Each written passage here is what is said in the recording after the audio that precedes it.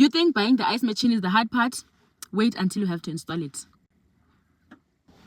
Hi Bantase, this is your friend Namhla and I'm back with episode 4 of Side Hustle Diaries Ice Edition. So on today's episode, I want us to unpack everything about installation. So after I bought the machine from TopTech, I thought I'll just plug in the machine and then boom, ice. But when I opened the box and I saw the manual, I was like, yo, because I could not understand a thing from the manual. I tried reading the manual. I was only seeing the diagrams and the wires, but I could not understand the manual. So I decided to call the TopTech people because I still had their numbers.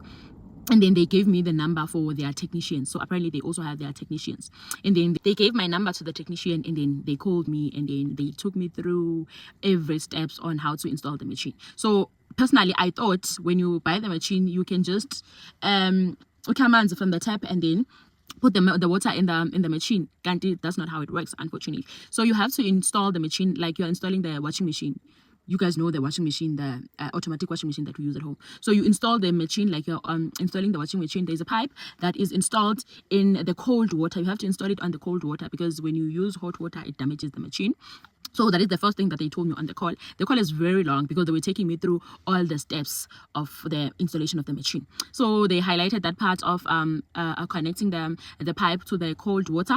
And then the other thing that they spoke about, they said when you are putting your machine or when you're installing the machine, make sure that where you are installing the machine, it should be an open space or a ventilated space because the machine, when it's working, it's actually breathing. So it's releasing hot water, so there must be ventilation. If you can put it in a garage, like it has to be in an open space. And then another thing that they highlighted was the fact that you are not supposed to put the machine in a direction of the sunlight because that also damages the machine.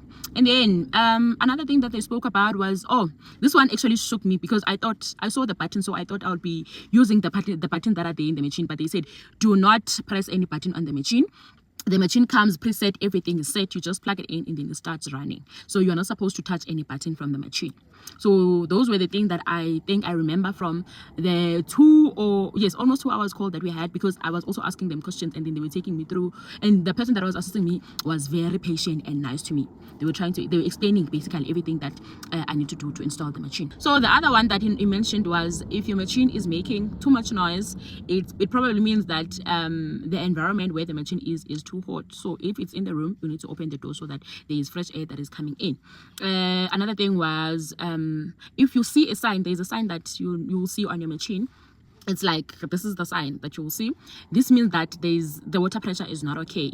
It's either there's no water at all or the pressure is too low, so the machine is not receiving enough water.